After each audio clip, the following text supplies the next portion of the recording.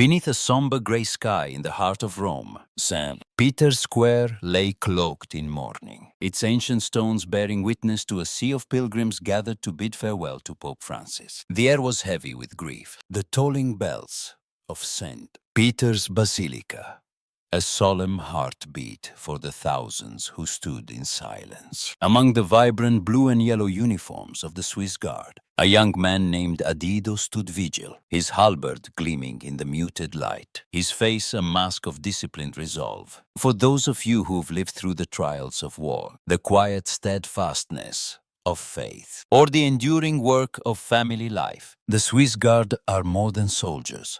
They are a symbol of unwavering duty, a reflection of the traditions you've held close through decades of change. But on this autumn day, a 9-year-old girl in a worn wheelchair, reaching for the Pope's cloak with a trembling hand, would challenge that duty with an act of devotion so pure it would move a guard to risk his honor and remind us all that compassion is the truest form of service. Adido was 20, the youngest member of the Swiss Guard, his broad shoulders filling the Renaissance-era uniform, its stripes a vivid contrast to the gray of the square. Born in a quiet Swiss village nestled among alpine meadows, he had grown up on stories of the Guard's legacy protectors of the papacy.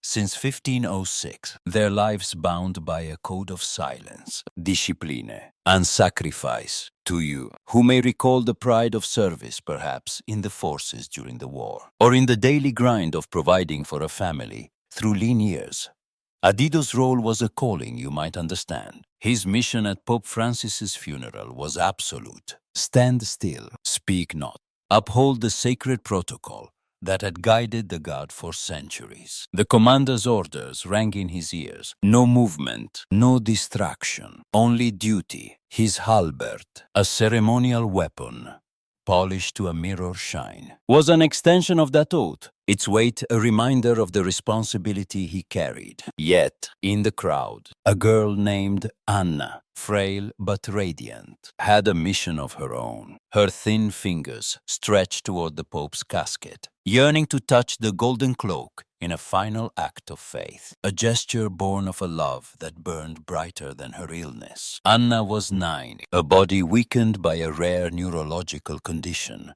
that had confined her to a wheelchair since she was 4. Her face was pale, her dark curls tucked under a simple scarf, but her eyes shone with a purpose that belied her fragility. Beside her was her mother, Maria, a woman whose weary hands and unyielding love had carried them from their modest home in Umbria to this moment in the Vatican. For those of you who have cared for a loved one through hardship, perhaps a child with a long illness, or a spouse through their final days, Maria's quiet strength might echo your own. She whispered words of hope to Anna, her voice steady despite the crowd pressing closer. Oblivious to the girl's struggle, the wheelchair tilted slightly, caught in the swell of mourners, and Maria gripped it tightly, her lips moving in silent prayer. Anna's hand reached further, her breath shallow, her determination a force that seemed to part the chaos around her. She didn't seek miracles or recognition. She wanted to honor the Pope who had spoken of love, who had made her feel seen in a world that often turned away. From his post, Adido saw her, a small figure nearly lost in the sea of black coats, scarves, and umbrellas. His heart quickened, his gloved hand tightening on the halberd's shaft, the cold metal grounding him against the pull of his emotions. Protocol was non-negotiable. A Swiss Guard was a sentinel, a statue, not a man who could act on impulse. To move, to acknowledge, was to betray the oath he had sworn on his knees in the Vatican's Sistine Chapel, surrounded by the ghosts of guards past. Yet Anna's trembling hand, her eyes fixed on the approaching casket, stirred something deep within him, a call that clashed with the commander's voice, still echoing in his mind. Stand still. You might recall such moments in your own life, when duty and compassion stood at odds, when the rules you lived by felt too rigid for the heart's quiet urging. Adido's training was a drumbeat, but Anna's courage, her frail arm outstretched, was a melody he could not ignore. His mind drifted to a memory that had shaped him. A spring day 3 years earlier, when he was a new recruit, still learning the rhythm of the guard's life. Pope Francis, then vibrant with his trademark smile, had paused the procession in the Vatican gardens to kneel beside a boy in a wheelchair. The boy, no older than Anna, had beamed as the Pope hugged him, whispering words that Adido, standing nearby, overheard. Love is stronger than protocol. The crowd had cheered. The boy's mother wept. And Adido, young and wide-eyed, felt a shift in his soul. The Pope's act was simple but profound, a lesson that compassion could bend even the oldest traditions, that the Church's heart was not in its rules, but in its humanity. That day, Francis had given Adido a rosary, its beads worn from years of prayer, a gift that Adido now carried in his tunic, pressed against his heart, now in the shadow of Saint Peter's. Anna's reach pulled him back to that moment, to the Pope's voice, to the truth he had vowed to honor. The crowd surged, and Anna's wheelchair wobbled dangerously, Maria's hands struggling to steady it as mourners jostled for a better view. Anna's arms stretched further, her face crumpling as her strength began to fail. Adido's heart pounded. The bells of St. Peter's tolling in the distance, their deep resonance signaling the casket's approach through the basilica's bronze doors. The golden cloak, draped over the Pope's remains, gleamed faintly, a beacon for Anna's devotion. "Do not move," his training roared, a mantra drilled into him through months of grueling preparation, hours standing motionless in the Roman heat, nights memorizing the guard's code, moments when he had pushed his body and mind to their limits to prove his worth. But Anna's tears, silent but searing, drowned out that voice. He felt the eyes of his fellow guards, their shared oath, a silent bond, and the commander's gaze, sharp and unyielding, like a blade at his back. Yet, in his tunic, the rosary pressed against his chest, its beads warm from his touch, a reminder of the Pope's lesson. Love is stronger, it whispered, a call that grew louder with every second. Adido's thoughts raced to his village, where his grandmother had taught him to pray, her hands guiding his over a rosary, much like the one he carried.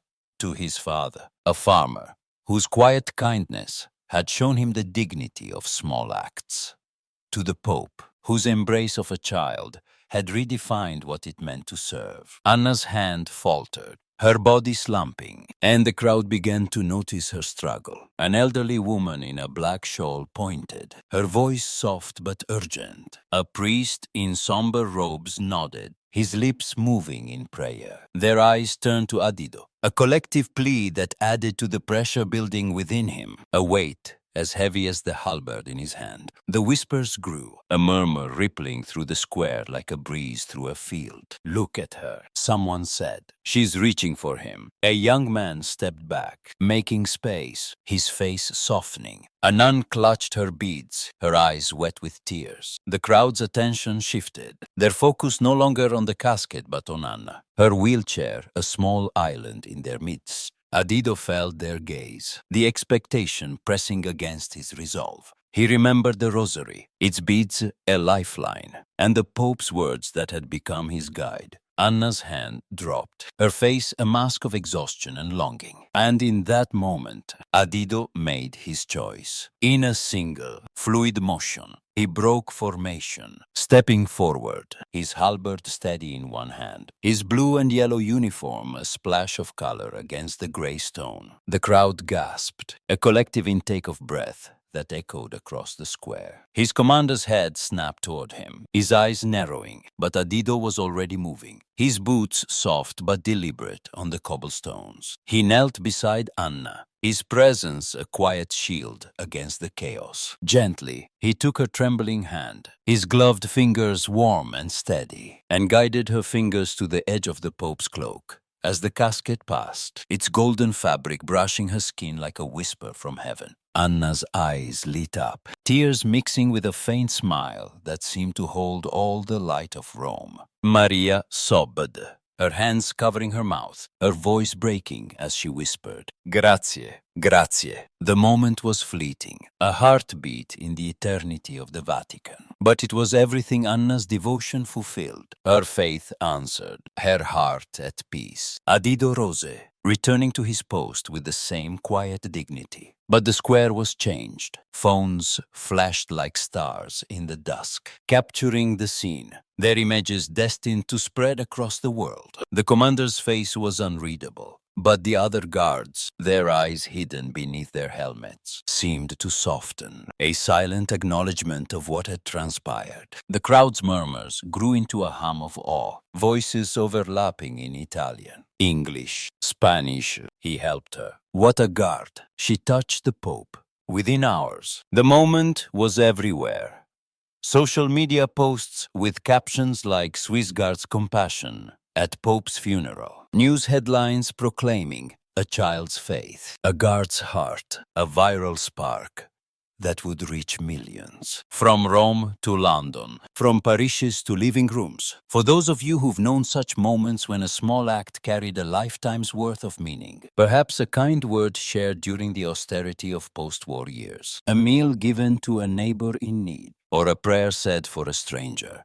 This moment might stir a memory. Adido's choice was a risk, a defiance of the code that defined his life, a step that could have ended his service. The next day, he stood before the Swiss Guard Council in a dim Vatican chamber, the air thick with the scent of polished wood and candle wax. The captain, a stern man with silver at his temples, and decades of service etched into his face, fixed him with a gaze that could pierce steel. You broke protocol, he said, his voice echoing off the stone walls. Each word a weight in front of the world. At the Holy Father's funeral, you disgraced the guard's honor. Explain yourself. Officers in crisp uniforms flanked the captain, their faces a study in discipline. And the cardinal sat quietly at the table's end, his red sash a reminder of the church's authority. Adido stood tall, his hands clasped behind his back, the rosary still tucked against his heart, its beads a silent ally. I followed the Pope's heart, he said, his voice steady but soft, carrying the conviction of his truth. He taught me that love is stronger than protocol, that compassion is our true duty. Anna needed to be seen, and I could not let her fade. The room was silent, the officers exchanging glances, their sternness wavering. The cardinal leaned forward, his eyes searching Adido's face, his voice gentle but firm. You speak of the Holy Father's lesson, he said, and you lived it. Compassion is the church's foundation, and you honored it in a way that has moved the world. The captain's jaw tightened, but his eyes betrayed a flicker of respect, a recognition of the courage it took to stand by such a choice. Your act has redefined service, he said, his voice quieter now. It has shown the guard's heart to millions, but it cannot go unmarked. You will carry this moment in your record, a caution and a commendation. The council's decision was unprecedented. No dismissal, no formal punishment, only a note in Adido's file, a mark that was both warning and tribute. But the true judgment came from the world beyond the Vatican's walls. Letters poured in, thousands upon thousands, filling the guards' offices, their envelopes bearing stamps from every corner of the globe.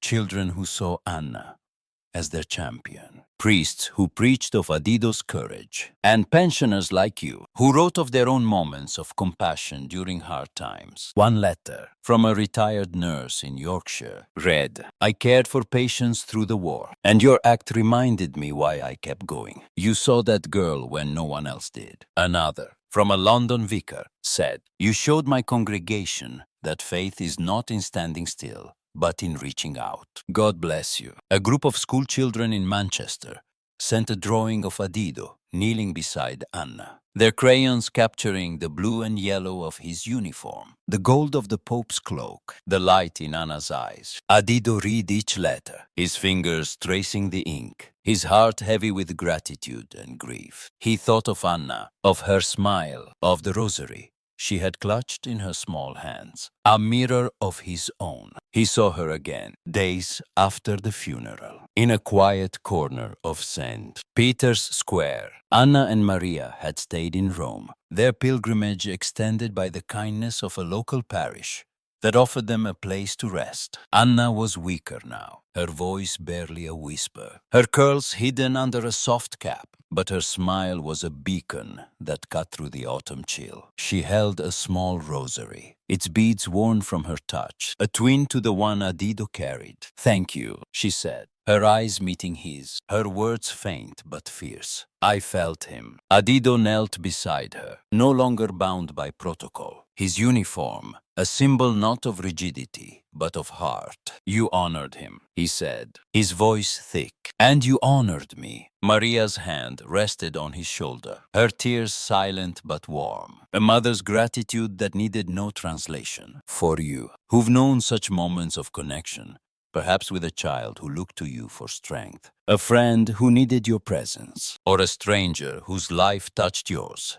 This exchange might echo a memory of love given freely." Anna and Maria returned to Umbria, their faith renewed, their hearts lighter despite the shadow of Anna's illness. Adido sent them a letter, written in his careful script, promising to carry Anna's story with him always. He included a small medal from his village church, a token of his gratitude for the girl who had changed him. When news came of Anna's passing, months later, he stood at his post, the rosary pressed against his heart, and whispered a prayer for the girl whose courage had lit a spark in the world. Maria wrote back her words, simple but profound. "Anna left this world smiling. Because of you, she touched the Pope, and you touched her soul." Adido kept her letter in his barracks, tucked beside the rosary, a reminder of the girl who had taught him to see beyond the rules. Adido returned to his duties, forever altered. The rosary remained in his tunic, a silent companion through long vigils under the Roman stars, through quiet moments in the guard's chapel, through the daily rhythm of a life dedicated to service. His act inspired millions, a testament to Pope Francis' legacy of love over rigidity, of humanity over formality. Church groups across the UK held services in Anna's honor, their pews filled with pensioners like you, who saw in her a reflection of their own steadfast faith through years of hardship. A parish in Kent raised funds for wheelchairs, naming the initiative Anna's Reach, its volunteers driven by the image of a girl's trembling hand. Social media continued to share Adido's moment, with posts from British viewers reading, "This is the church I believe in. A guard and a girl showed us what faith means. In a world of rules, they chose love." The Vatican, too, felt the ripple. New training for the Swiss Guard now included lessons on compassion, a nod to Adido's choice, a quiet revolution in a place bound by tradition. In the golden glow of a Roman sunset, St. Peter's Square remains a place of pilgrimage, its guards standing vigil as they have for centuries, their halberds catching the light, their silence a vow. But Adido's story and Anna's lives on, a beacon for those who believe in the power of love to transcend even the oldest protocols. For you, who've lived through decades of change, through the ration books of the post-war years, the joy of family milestones, the sorrow of loved ones lost this tale, is a call to remember the moments that define us. Perhaps it's a time you broke a rule to help someone, a neighbor you fed during a strike, a stranger you comforted during a blackout, a child you lifted when they fell. Maybe it's a memory from the war, when you shared your last cigarette with a comrade, or a moment at home, when you held a loved one's hand through pain, knowing it was enough to be there. Anna's Reach and Adido's Kneel invite you to share those stories with your children, your grandchildren, your friends at the community center. Write them in a letter. Tell them over a cup of tea. Let them live on in the quiet spaces where memories are kept. In a world that often feels hurried and divided, this story reminds us that compassion is our true duty, that a single act of heart can echo through time, touching lives we may never know. What act of love has touched you? Perhaps it's a moment when you chose kindness over convention, when you saw someone who needed to be seen, when you reached out despite the cost. Share it. whether in a whispered conversation or a note to a loved one, and let it be a spark that lights the way for others. For love is stronger than protocol, and Anna's legacy, like Pope Francis's, shines on, a light for us all.